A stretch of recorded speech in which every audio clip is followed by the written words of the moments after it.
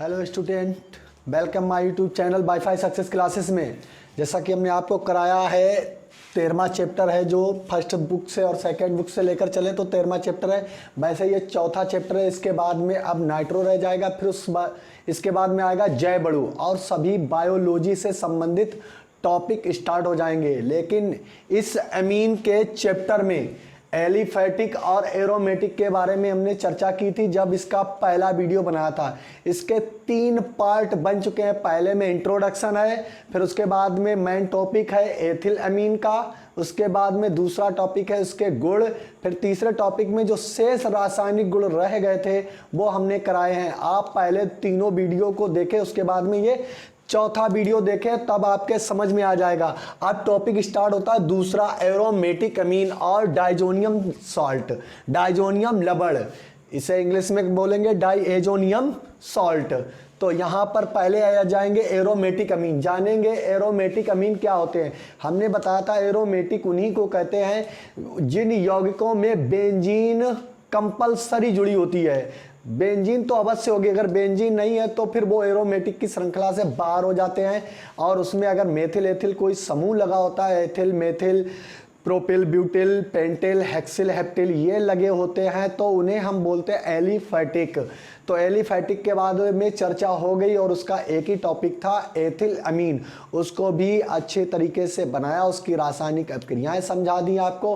अब उसके बाद में आ जाता है एरोमेटिक अमीन। चलिए पढ़ते हैं। एरोमेटिक अमीन 2 प्रकार के होते हैं। कितने प्रकार के होते हैं? 2 प्रकार के एरोमेटिक अमीन होते हैं। नंबर 1, वह यौगिक जिनमें अमीन समूह NH, अमीन समूह का मतलब होता है सिंगल बॉन्ड NH2 सीधा बेंजीन रिंग से जुड़ा होता है, क्या कहलाते हैं? एरोमेटिक अमीन कहलाते हैं। एक तो पहला है वह यौगिक जिनमें अमीन समूह सीधा बेंजीन रिंग से जुड़ा होता है। अब देख लीजिए C6H5 यानी कि यहाँ बेंजीन कोई बीच में गैपिंग नहीं है, कोई भी एथिल मेथिल नहीं लगा हुआ है जैसे यहाँ पर लगा हुआ है। तो डायरेक्ट ये बेंजीन बनी है और उसका एक पैरा पर NH2 समूह लगा दिया है। पैरा पर NH2 समूह सीधा बेंजीन रिंग से जुड़ा है। तो पहला प्रकार ये हो गया एरोमेटिक अमीन का। दूसरा क्या है? वह यौगिक जिनमें अमीन समूह NH2 पार्श्व यानी कि उससे पहले बेंजीन रिंग से पहले जुड़ने से कोई और श्रृंखला लगी हो, चाहे वो एथिल मेथिल प्रोपिल ब्यूटिल कुछ भी लगा हो। यहाँ पर मेथिल लगा हुआ है तो यहाँ पर इसे मेथिल बोलते हैं। तो ये जुड़ा होता है जैसे C6H5 CH2, यहाँ पर CH2 नहीं था, बीच में CH2 ने क्या कर दिया, डायरेक्ट को खत्म कर दिया। सीधा संपर्क अब बेंजीन से अमीन का नहीं रहा। तो जब बेंजीन का अमीन से सीधा संपर्क नहीं होता है और उसमें कोई मेथिल से या एथिल से या प्रोपिल से जुड़ा होता है अमीन समूह, तो उसे हम कहते हैं पार्श्व श्रृंखला, पार्श्व श्रृंखला बोलते हैं। और देखो यहाँ पर बेंजीन है, बेंजीन में एक CH2 लगा है और NH2 लगा हुआ है। कार्बन की चारों संयोजकताएं कंप्लीट हो रही हैं। एक बॉन्ड ये है, एक ये, 2 और 2 हाइड्रोजन कंप्लीट किए हुए हैं तो टोटल 4 हो जाती हैं। तो इसका नाम है एनिलीन, जिसे कहते हैं बेंजिल अमीन या एनिलीन। मेन चीज है एनिलीन ही बोला जाता है। इसे C6H5NH2 को एनिलीन कहते हैं और इसके कहते हैं बेंजिल अमीन, क्योंकि इसने इसकी आवाज़ को चेंज कर दिया। जैसे हम कहते थे एथिल अमीन, तो यहाँ पर यह हो गया बेंजिल अमीन, बेंजिल अमीन, बेंजिल अमीन हो गया। अब इसके बाद में मेन टॉपिक पर हम आ जाएंगे अपने। अब इस यहाँ पर एरोमेटिक अमीन हो गया। अब बताता है डाइजोनियम साल्ट। अब एरोमेटिक डाइजोनियम साल्ट भी बनाना है तो कैसे बताएंगे उसके बारे में। एरोमेटिक डाइजोनियम साल्ट को हम नाइट्रोबेंजीन से बनाते हैं। नाइट्रोबेंजीन को सोडियम साइनाइड के साथ में गर्म कर देते हैं। सोडियम नाइट्राइड, साइनाइड नहीं सॉरी, नाइट्राइड के साथ में गर्म करते हैं। तो पहले डाइजोनियम साल्ट के बारे में भी चर्चा कर रहे हैं, सिर्फ एक अपक्रिया बताएंगे और डाइजोनियम साल्ट समझ में आ जाएगा। ये तो हो गया था एरोमेटिक अमीन जो आपको अभी बताया। अब आ जाता है डाइएजोनियम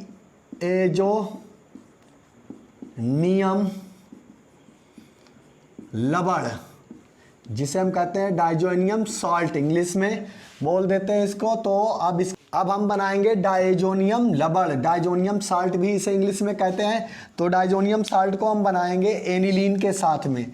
एनिलीन जैसे एरोमेटिक अमीन, एरोमेटिक अमीन NH2, ये एरोमेटिक है, इसकी जगह पर हम बेंजीन ले सकते हैं। जैसे यहाँ पर C6, ये AR का मतलब है एरोमेटिक, और यहाँ पर NH2, यही तो अभी हमने आपको बताया था कि ये एरोमेटिक अमीन है, और इसकी क्रिया करानी है हमें HCl और सोडियम नाइट्राइड के साथ, NaNO2 के साथ में, सोडियम नाइट्राइड के साथ में करानी है। तो यहाँ पर फिर HCl प्लस NaNO2 लिख देंगे, और आगे इसको हम क्या कर देंगे, गर्म कर देंगे। जब हम इसको गर्म करेंगे देखिए क्या बनेगा, यहाँ पर 2 और 1 3 हाइड्रोजन है, इन 2 ऑक्सीजन को हमें तोड़ना है। कितनी, 2 ऑक्सीजन को। तो इसके आगे हम 2 का मल्टीप्लाई कर दें तो कितने हो गए, 2 और 2 4 हाइड्रोजन। कितने हो गए, 4 हाइड्रोजन। ये 4 हाइड्रोजन इस 2 ऑक्सीजन के साथ में जल का निर्माण कर देंगे, H2O बना देंगे। यहाँ पर 2 Cl है, एक Cl पूरे Na को ले जाएगा तो बन जाएगा एक NaCl, NaCl, ये NaCl बन गया। शेष क्या बचा, Ar, आप लिख देंगे Ar। उसके बाद में यहाँ पर एक नाइट्रोजन N, अब यहाँ पर N लग गया और ये नाइट्रोजन और आ जाएगा, ऐड हो जाएगा, तो ये हो जाएगा N2 और एक Cl बच रहा था, तो ये बन गया एरोमेटिक डाइजोनियम क्लोराइड, जिसे हम कहते हैं एरोमेटिक डाइजोनियम लवण। अब इसके बाद में यहाँ पर हम इसे इसी प्रकार से कंप्लीट करेंगे। तो ये हो गए 2H2 और ये O, ये निकल गया, बिल्कुल वैसे ही बनाना है। तो यहाँ पर हो जाएगा H2O, जल बन गया आपका। तो फिर एक Cl एक नाइट्रोजन के साथ संपर्क करेगा और बना लेगा NaCl, ये सोडियम भी हट गया, ये सोडियम भी हट गया, बचा कौन, नाइट्रोजन।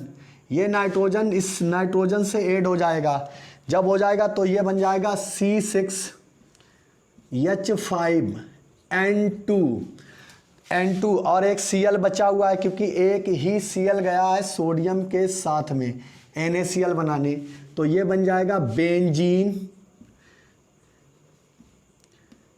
डाइजोनियम डाइएजोनियम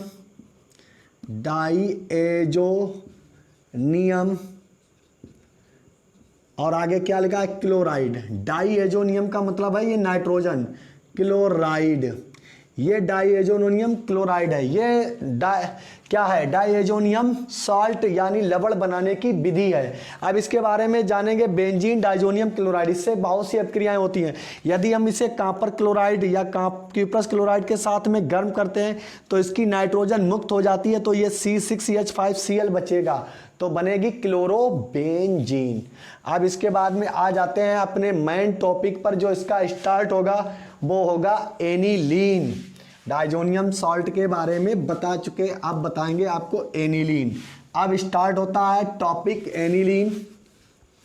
एनिलीन है क्या, और कई बार परीक्षा में आपसे पूछा जा चुका है। आप अनसॉल्व पेपर उठाकर देखें, किसी से पुराना अनसॉल्व ले लें, नया नहीं मिल रहा है तो पुराना ही ले लें और उसमें देखें एनिलीन।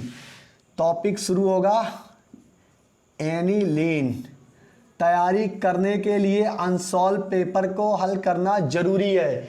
ये नहीं है कि हम आपको सिखा रहे हैं तो उसमें जो भी अपक्रियाएं आती हैं उनको करके देखिए, कंप्लीट नहीं होती हैं तो फिर वीडियो को देखिए। वीडियो में आपको हमने सभी में इस प्रकार से उसके थंबनेल में बता कर रखा है कि आप जो चाहें वो अभिक्रिया थंबनेल द्वारा ढूंढ सकते हैं। यदि आपसे नहीं होती है, थंबनेल में आप जाएं, आप टाइप करें, आप हमारे YouTube चैनल पर जाएं और टाइप करें और वहां पर प्ले लिस्ट में ढूंढेंगे तो तुरंत ज़्यादा मेहनत भी नहीं करनी है, बस प्ले लिस्ट में जाएंगे और आपको एकदम सीरियल से वीडियो मिल जाएंगे, क्योंकि हम आपके लिए प्ले लिस्ट भी बना देते हैं ताकि आपको compulsory video time to time मिलते रहें और सही से मिलते रहें।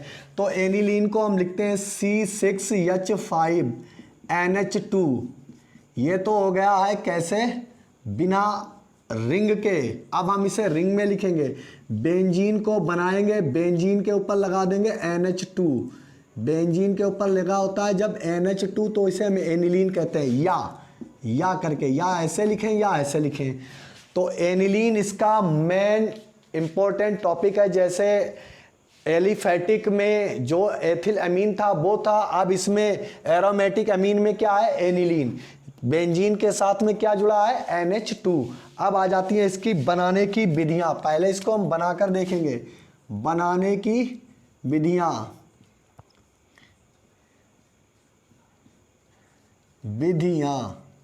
सबसे पहली विधि होगी प्रयोगशाला विधि। इसी के आगे लिख देंगे प्रयोगशाला विधि।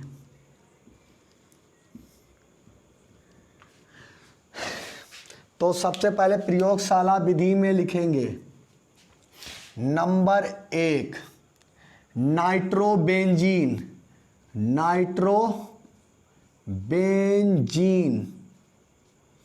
जिसका फार्मूला होता है C6H5NO2। इस NO2 का है, इस NO2 में जो ऑक्सीजन के 2 परमाणु हैं इनको हटा दिया और 2 हाइड्रोजन इसमें ऐड कर दिए तो आपको क्या है, एनिलीन मिल जाएगी। एनिलीन का SN+HCl टिन और हाइड्रोजन क्लोराइड द्वारा के अपचयन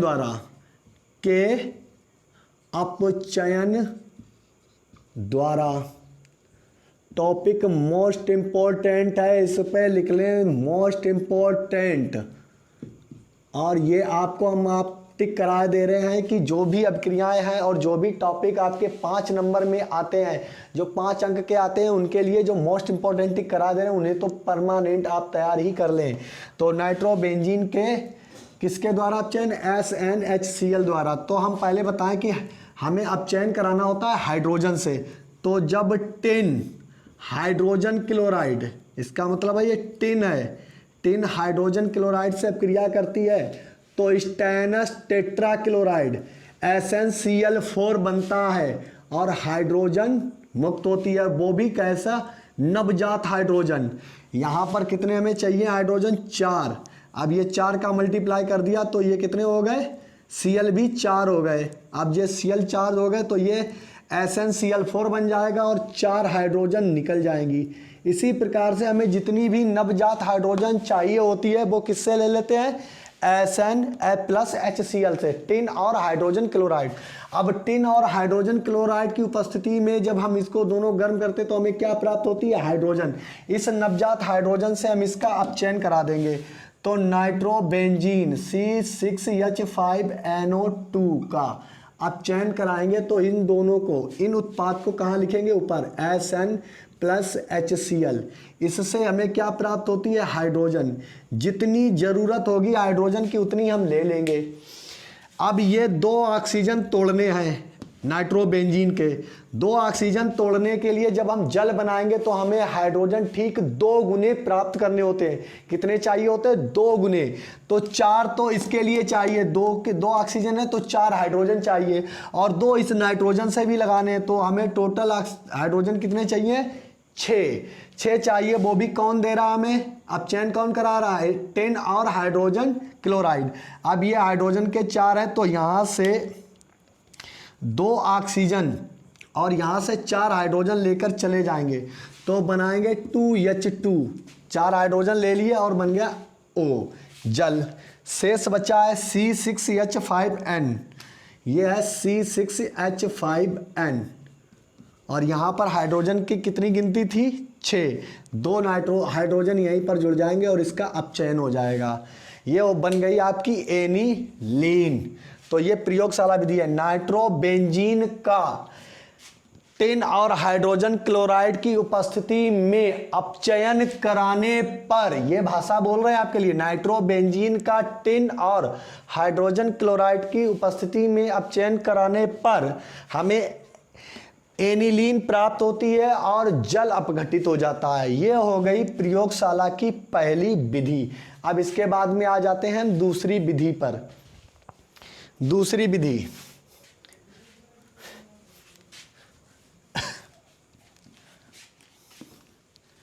अब आ जाएगी आपकी दूसरी विधि। दूसरी विधि में होगा C6H5OH फिनोल का फिनोल की अभिक्रिया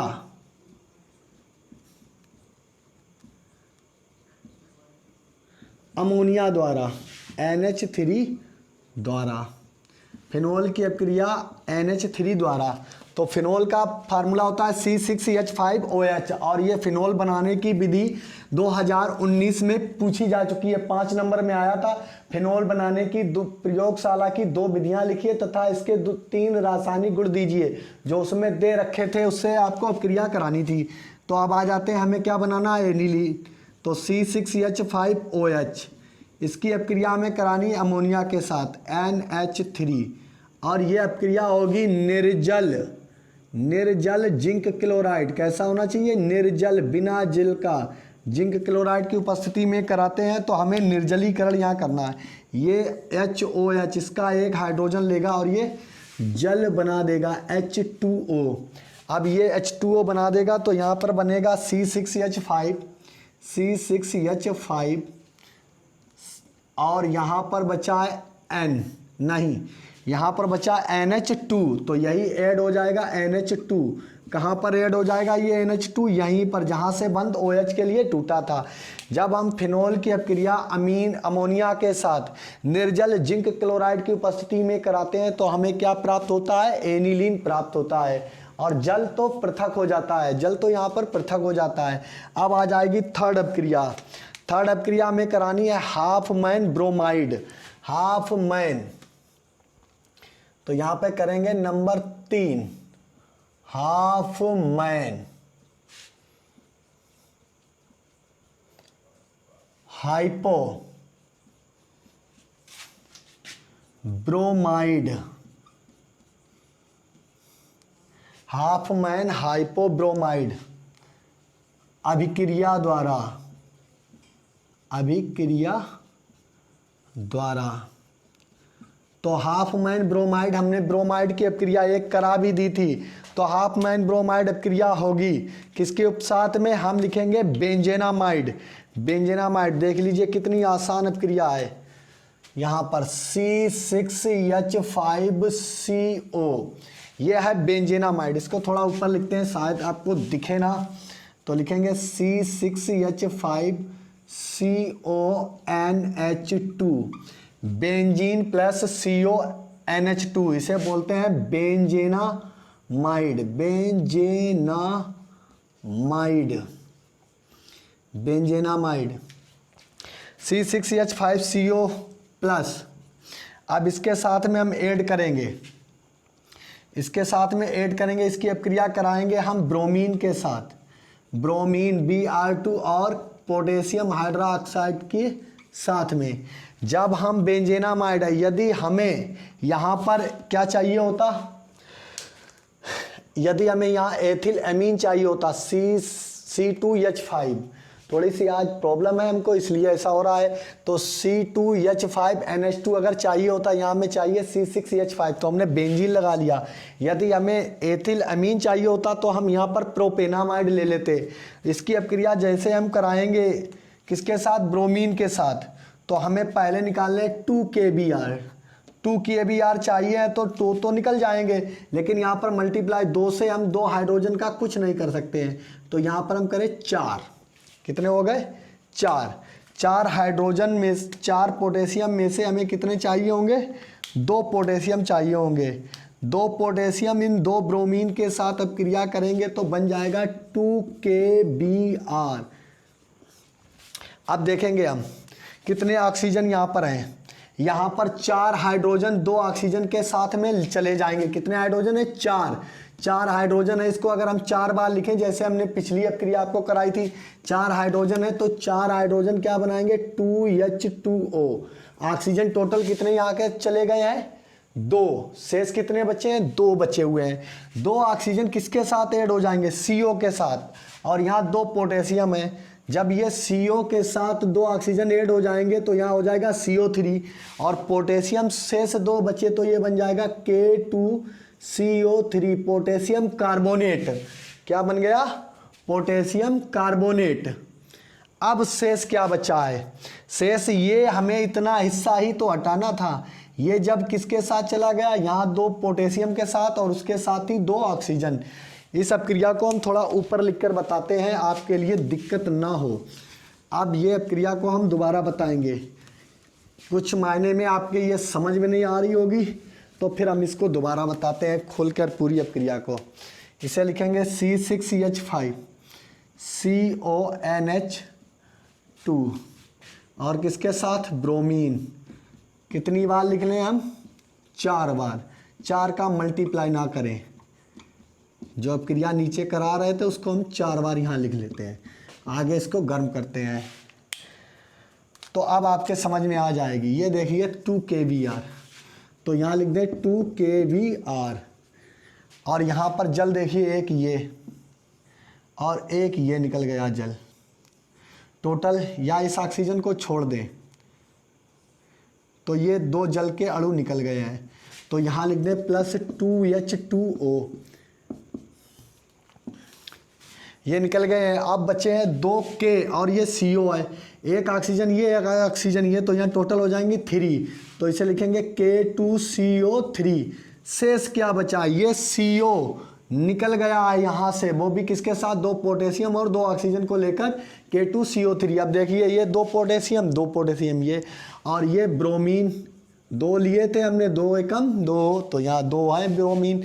अब बचा C6H5, इसके आगे लिख देंगे हम, छोटा सा एरो लगा रहे हैं C6H5 और उसके साथ में क्या जुड़ा है, NH2। ये हो गया क्या, half man hypobromide अपक्रिया। Most important है प्रयोगशाला की ये तीसरी विधि है कि हम प्रोपेन बेंजेनामाइड को ब्रोमीन और पोटेशियम हाइड्रोक्साइड के साथ गर्म करें तो हमें एनिलीन प्राप्त होती है, पोटेशियम कार्बोनेट भी बनता है और KBr भी बनता है और जल अपघटित हो जाता है। ये अपक्रिया हो गई, ये अपक्रिया हो गई। अब इसके बाद में आ जाती है हमारी चौथी या तीसरी अपक्रिया।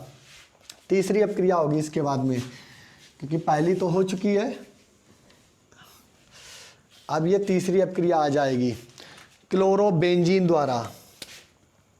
नंबर अगला होगा 3rd, क्लोरोबेंजीन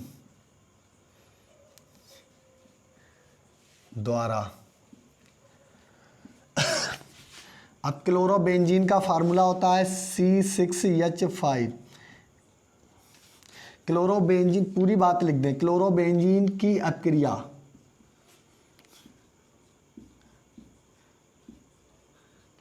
अमोनिया व CuO फेहलिंग अभिकर्मक, फेहलिंग अभिकर्मक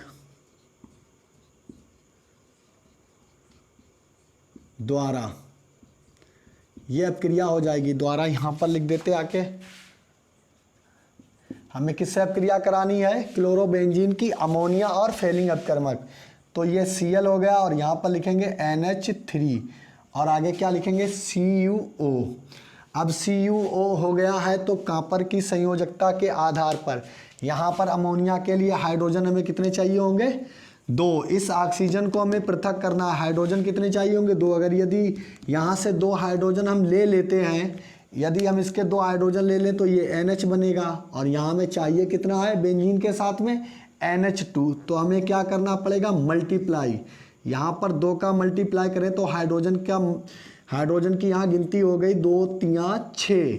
तो यहाँ से 2 हाइड्रोजन निकल कर इस ऑक्सीजन के साथ में संपर्क करेंगे तो बनेगा 2H2O। 2 नहीं लगेगा, H2O जल बन जाएगा। अब ये Cu बचा है, Cu के लिए चाहिए हमें कितने, 2 का मल्टीप्लाई करें और ये बन जाएगा कॉपर क्लोराइड CuCl2। ये 2 का मल्टीप्लाई है बेंजीन के साथ में, तो यहाँ पर कितने हो जाएंगे CuCl2 और ये लिखा है C6H5। क्लोरीन की संख्या कितनी हो गई, 2। तो यहाँ पर लिखेंगे CuCl2। अब जो बेंजीन के साथ में 2 Cl लगे थे वो निकल गए। अब यहाँ पर NH3 2 बार लिखा हुआ है, ये इसका एक हाइड्रोजन ये टूट गया, ये टूट गया और इस ऑक्सीजन से संपर्क किया तो जल बनाया। अब यहाँ पर 2 NH2 बचे हैं तो बेंजीन भी आपकी 2 ही बार है, तो यहाँ पर लिखेंगे हम 2C6H5NH2, ये बन गई एनिलीन। जब हम क्लोरोबेंजीन को अमोनिया और क्यूप्रस ऑक्साइड, जिसे हम कहते हैं फेलिंग अभिकर्मक के साथ में गर्म करते हैं तो हमें प्राप्त होता है एनिलीन और क्यूप्रस क्लोराइड, कॉपर क्लोराइड, और जल पृथक हो जाता है। जब हम क्लोरोबेंजीन को अमोनिया और फेलिंग अभिकर्मक, जिसे कहते हैं कॉपर ऑक्साइड के साथ में गर्म करते हैं तो यहाँ पर हमें क्या प्राप्त होता है, एनिलीन प्राप्त होता है और कॉपर क्लोराइड भी बनता है और जल पृथक हो जाता है। ये हो गई क्लोरोबेंजीन द्वारा। अब हम दूसरी अपक्रिया कराएंगे। अब हो गई प्रयोगशाला विधि, अब टोटल अपक्रिया कराना है हमें औद्योगिक विधियाँ। औद्योगिक विधि में केवल एक ही विधि है, एक ही विधि है। नाइट्रोबेंजीन को हमें आयरन धातु के साथ और HCl के साथ में गर्म करना है। औद्योगिक विधि, औद्योगिक विधि। औद्योगिक विधि में तो पहले क्या होगा, इसमें पहली हेडिंग ही बना लेते हैं। नंबर 1 नाइट्रोबेंजीन C6H5NO2, नाइट्रोबेंजीन को की अभिक्रिया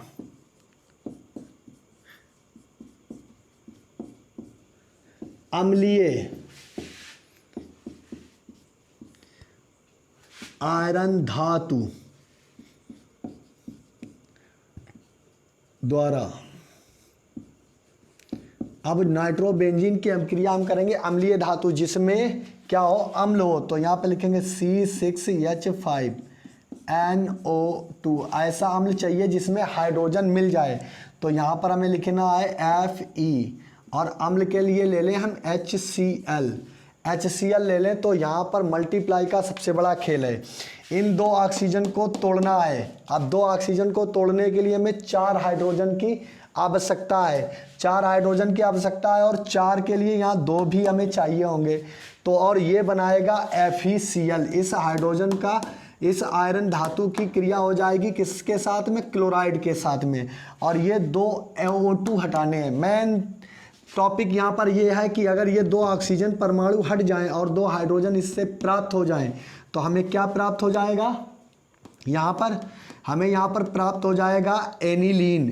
तो एनिलीन के लिए हम यहाँ पर करेंगे इतने का मल्टीप्लाई, तो यहाँ पर हम कर देंगे 6 का मल्टीप्लाई, कितने का, 6 का, और यहाँ पर कर देंगे 2 का। तो 2 और ये बना देगा, और आयरन की संयोजकता होती है टोटल 3, तो ये बन जाएगा FeCl3।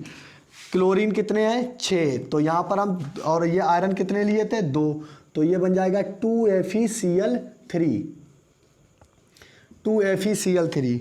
अब ये 2FeCl3 थे, हाइड्रोजन यहाँ पर कितने बच गए हैं, शेष 6 हाइड्रोजन बचे, जो इनमें से 4 निकल कर क्या बना देंगे, H2O।